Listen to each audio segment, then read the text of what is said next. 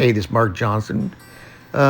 This is a guitar. It's an Epiphone, 1968, we believe, that came to us, and it was severely damaged. You can see big hole in the back, stickers on it, scrapes and scratches. There was a hole in the head about the size of a pencil. You could stick a pencil through it. The braces on the inside were cracked, and some were broken and disconnected. I put super glue here in the hole with some wood and then super glue, and here's after we sanded it, wet sanded it. It's getting better. Chose some walnut veneer to apply to a piece of, I think it was maple maybe, so that I could repair the rosette. The rosette was severely damaged. I couldn't, just no way to get it back to its original look. So here you see me cutting dangerously. There's the rosette, not a perfect match. You can see where the rosette was completely damaged. I cut away the bad, clamped up the walnut. I think that's walnut. And I didn't like how tight the edges were, so decided to put some little bit of binding around the edge to kind of finish it off. I've never done binding before, so this was, especially not on a rosette, was new to me. Super glue, and yeah, you'd think you just put the glue in the gap and put the binding in there, but you guys know super glue. It's sticks to things you don't want it to and sticks to nothing you want it to. So I'm not going to show you the whole travesty, but it was a monumental debacle. Me trying to get this in there. I guess this is the end of it. Me finally figuring out, hey, use a knife. The guitar had huge cracks in it, and the neck was like at a 45-degree angle to the body where it had been cracked and pulled away. The back of the guitar had a hole in it, and it was up about 2 inches from the rest of the back. There it is, Epiphone, Kalamazoo, Michigan. That was the bracing to the underside of the front of the guitar. We had to replace some of the material in it. There's the rosette and the cracks. You can kind of see how deep they were. This is super glue, filling the cracks with super glue. And then, of course, wet sanding the heck out of them. That took, I don't think an hour would be wrong in saying. Just another shot of the wet sanding and looking halfway decent. If I went too deep, I would end up just having to redo the whole surface. So I went down to got as many out as I could. Me just scraping the binding. I got some overspray on it. Kind of was fun, very satisfying. Probably the easiest of everything done on this guitar was scraping the binding. A little too much footage of it. Let me see what it feels like.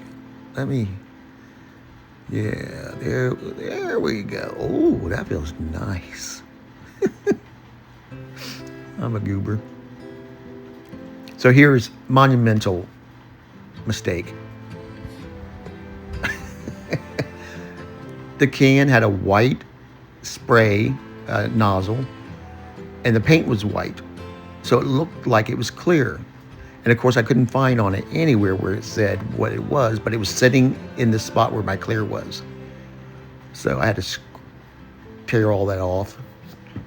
And this is what we ended up with after wet sanding and all that. No finish on it yet. Got it masked up. And then I'm tack clothing it here with my dog, Izzy. Izzy Australian born.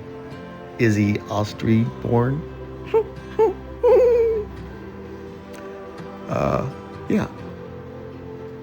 Some of these cracks were so deep, I had to sand down to the wood, and it left kind of a dip in the finish. So there you saw me putting the finish on earlier.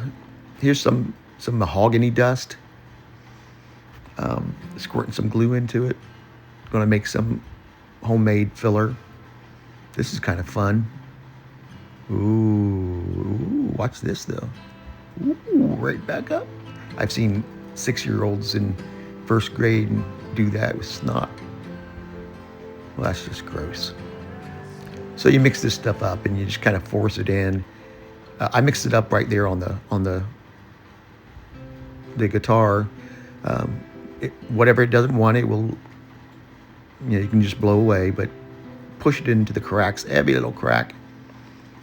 And this turned out remarkably well for how damaged it was. This is my first acoustic that I've ever messed with, so I was happy with how well it turned out. Ricky Watkins, of course, is helping me. You'll see him later in the video and playing the acoustic after it's put together. This is applying some scratch remover, kind of like a polish or buffer. Takes out up to 1,200 grit scratches. So I sand to at least that, but this is just to make sure we get it nice and smooth. Opening Christmas gifts. Oh, I got a pick card. Nice. I'm going to let the video take over here, the audio. Say hi. Hi. Tell them who you are. No. Are you Bob? Yes. You're Bob. You just got out of the swimming pool, didn't you? Mm. Okay, tell them what Pawpaw's doing. I have no clue. What's Pawpaw's name? Nothing. Papa, what's teeth? Uncle Pawpaw Weasel Teats. Uncle Papa Weasel teeth. Okay, give a kiss. Here's your pancake. Okay, this is Uncle Pawpaw Weasel Teats signing off. All right, do yours. You're here with Mark Johnson in Night Flight Jazz. Okay, here's the rosette after it's been repaired, and the back of the guitar actually had lifted up about 1/8 of an inch. It had to be clamped and clamped rather. It had cracked here at the neck pocket, much more severe than it shows there, from the neck being pulled away, and that's that spot that I repaired on video earlier. Still rough, I need to sand it, which I think is what's coming up. My wife is complaining because I'm using her cup that she's drinking from as a pedestal for the camera, or not a pedestal. What is it called? That's right. Okay, she forgave me. I had her cup, my camera on top of it, so I could spin it and move it around. And she apparently didn't like me using her cup that she was drinking from as a camera tripod. Okay, so I'm just cleaning up the area that I had put the glue in the sawdust and sanded it and cleaning it up as I said. I'm going to go over it. There it is. It was a massive hole, and I'm gonna go with some markers here. I'm here with Ricky. He's off camera because this isn't really about either one of us. It's about what we're doing to the guitar. But there's his shoulder right there. Not nearly as nice of a shirt. But yeah, that's Ricky Watkins. Did a lot of work helping me on this guitar. He's the guy who gifted it to me. So I guess I should let the video do this. Here we go. Dreadnought, and it's got the whole shebang. It's got the bridge that raises and lowers. What else has it got? Ghost fret? Yeah. Not, what do they call it? Zero fret. Zero fret. And Beautiful neck. yeah, the neck is gorgeous. And we are a big mess up in the back that we've repaired. See if we can get a closer view of it. There you go. Got some dark stuff in here. Oh, that bugs me that end's messed up. Black is what I'm looking for. Get some darker grain in there. And once we get this in here, we're going to kind of blend it with our fingers. Ricky and I have been working together on this for a while. Right now you see me doing this, but we together have worked on this a lot. So in this particular case, it's just me doing this, but that doesn't mean that we haven't worked on it together. What else we need to say about this, Ricky Roo? It's been a real adventure work. It has been, hasn't it? We've traversed through mountains and valleys and Shadows. ogres. Were there any ogres? No. Oh! my camera, my beard. No, Ricky knows my beard is short, darker. That's just some inside info on my beard for you guys out there. You know, there's got to be at least 5, 6 people watching this at some point. No, I think there's about 7. You're so optimistic. Okay, I think we're done with this video. You just gotta let it dry. Take hair dryer and dry it. Yeah, I need to get moved. Okay, so we let it dry. We applied some clear True Oil, because when you use markers, it looks really nice. It can look almost exactly like the wood, but everything underneath the wood, underneath that sheen of gloss, looks shiny, and then the markers look flat. So you have to put a sheen over top of everything in order for it to all kind of feel like it's got the same sheen. And here you can kind of see that it feels a little bit more homogeneous. Is that the right word? Feels like it's one thing. It's a little pink. You can see it's a little pink, and that's okay. It turned out really nice, and we're very happy with how the back turned out. Super thin coat and just build it up to like what, maybe 10 coats. Okay, we spent most of the time taking the cap off the True Oil. Yeah. Here you can see Ricky using the alcohol markers to fill in those leftover scratches and cracks from the neck breaking. What happened is the neck was pulled forward about, I don't know, I said 45 degrees, but not quite that much, maybe 30 something or 25, and the head upward, and it just pulled the actual neck pocket box out of the back or the front of the guitar, right in that area that we're looking at right now. So Ricky went in there and did a nice job of disguising those cracks. Not sure what color we're using, but yeah. And then next, it was about steel wooling the whole thing. Just spent forever just getting it real nice and smooth, as nice as we could get it. And there's some markers being thrown around. Here we go. That's right. Mark Johnson with Iconica Sight and Sound Studio. My wife's here in the kitchen with me. Say hello, honey. Hello, honey. I knew that was coming. Like a numbskull, I didn't videotape all of it. I didn't even take pictures of the guitar when it first came to me. So, yeah, I don't have all the damage that was done. I'm sure you've seen this. It's simple, and it creates a lot of, it doesn't create, it reduces problems with tuning. So you put it through the string hole. The rabbit's being chased by the fox. It runs around the tree. I know this is silly, but it's how I remember it and how I teach students. It runs under the bridge, away from the fox, run over the bridge, then back around the tree, where sometimes I'll say it gets eaten by the fox. and the little kids think that's funny, or they think it's terrible. What this did, it's created a little loop.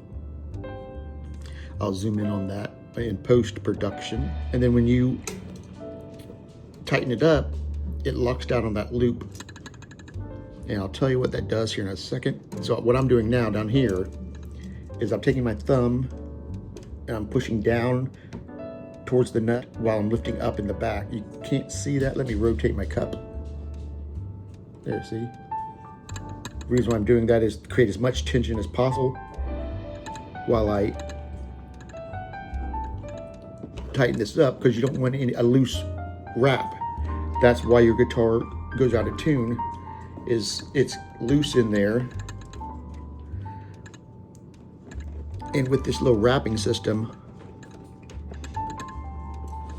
man, these things are tight. It locks down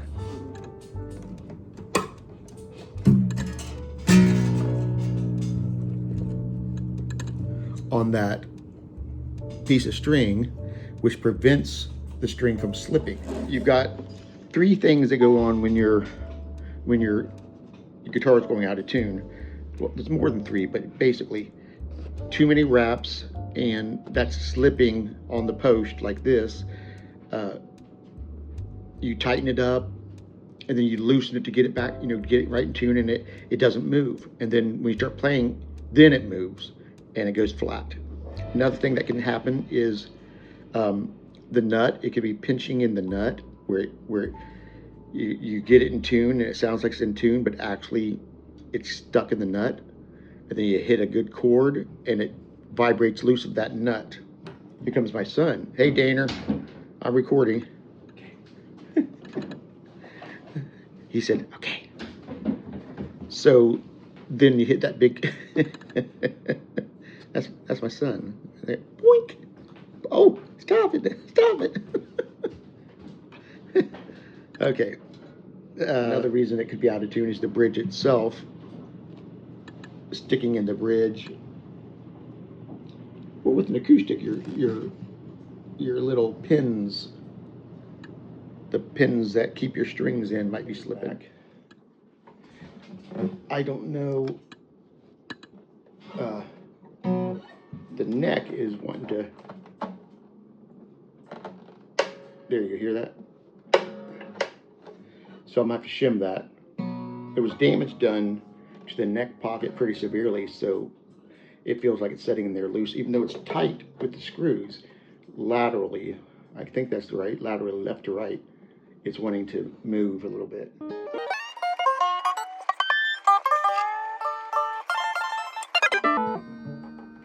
Ricky is the acoustic guitar. With that having been said, here's Ricky playing a few pieces on the guitar. I think they're original pieces. To look at this guitar now, you would never believe it was a mess. Hanging on a wall with a hole.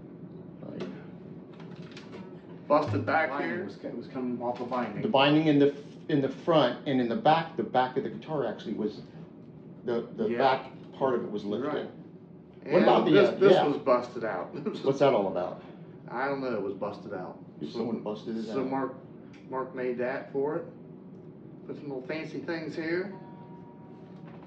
And see what else did we do? Neck. Yeah, the neck, the fingerboard looked rough, but Yeah. it cleaned up nicely, didn't it? So it turned out pretty good for a wall hanger. That didn't even make a good wall hanger. Here? Yeah, was that like a pin size or like a pencil hole? Like a pencil, yeah. Like the diameter? Well, big enough for a nail. Okay, we're going to do a little song here, let you hear how it sounds. It's something you wrote, right? Yeah, it's something I wrote. Okay. Little piece.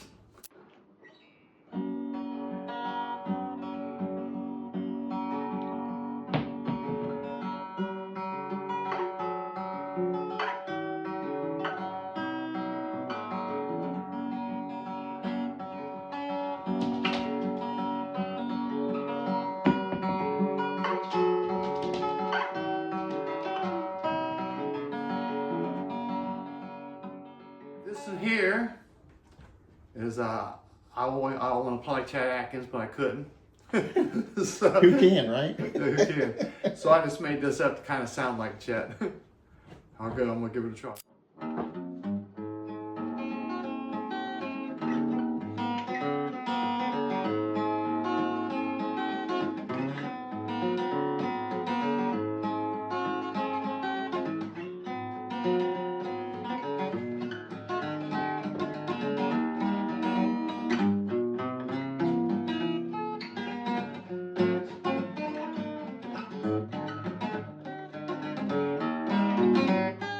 Wow. Surprising There's though. a storyline behind this. Yeah, what's the storyline? I had it down in my basement for years, and I was down there doing something. I pulled it out, and I said, "Man, this doesn't look bad at all." And it's not as bad as I thought. I said, "I bet Mark can fix this." And I thought, I'll just give it to Mark. He's my buddy. I'll give it to Mark. Oh. So I brought it over and gave it to Mark, and look at it. So I said the other day, I said, "Mark, you know what? I think I'm gonna take it back." And I graciously said no. And he said, No. I won't tell you what he said. Whatever.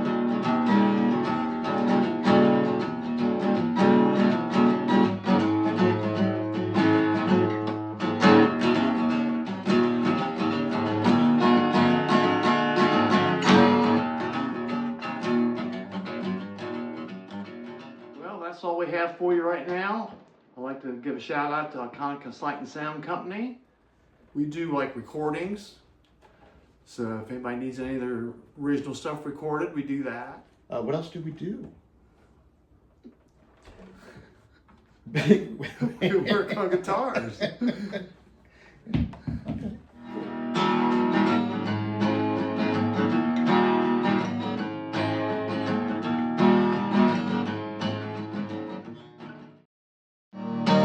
Okay, Mark Johnson. This has been the Epiphone 68 Dreadnought build or rebuild. Let me know what you think. Subscribe and share if you don't mind, like it. All those YouTube type things. Thank you so much for watching.